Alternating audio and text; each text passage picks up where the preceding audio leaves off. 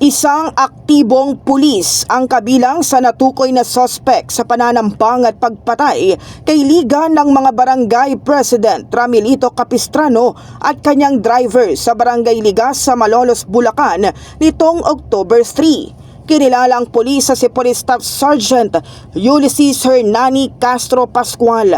Kabilang din sa sospek ang kanyang pinsan na si Cesar Mayoralgo Gallardo Jr. at mga kasabwat sa krimen na sina alias Jeff at alias Lupin. Ayon sa PNP, sa tulong ng kanilang mga vital witnesses, natukoy ang pagkakakilanlan ng mga sospek at nasampahan na rin ng kasong 2 counts of murder.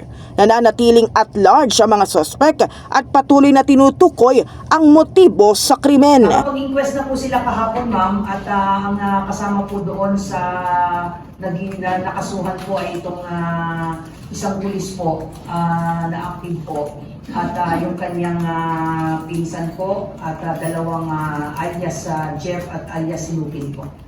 So kinasuhan po sila ng 2 counts of murder po. Samantala, sinabi ng PNP na una nang inilagay sa restrictive custody ang pulis na sospek. Una kasi itong pinag-report sa headquarters ng Criminal Investigation and Detection Group sa Campo Crame at Dinis Armahan.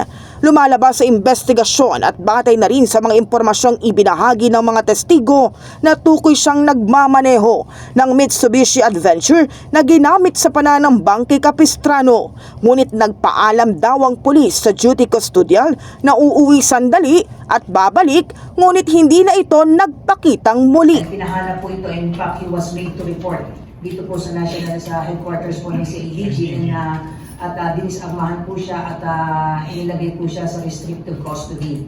However, nagpaalam daw po ito doon sa duty custodian na uuwi lang sandali at babalik at subalit hindi na po siya bumalik. Nirelieve na ang pulis na pumayag sa pagpapalabas sa pulis bukod sa mga kasong kanyang kinakaharap dahil sa pagpatay sa ABC President, mahaharap din siya sa awol cases at admin cases. Kaya under investigation po at nirelieve na rin po yung pulis na naka-duty that time na pumayag po. In the heart of changing lives, ito si Brigada Kath Austria ng 105.1 Brigada News FM Manila, The Music and News Authority.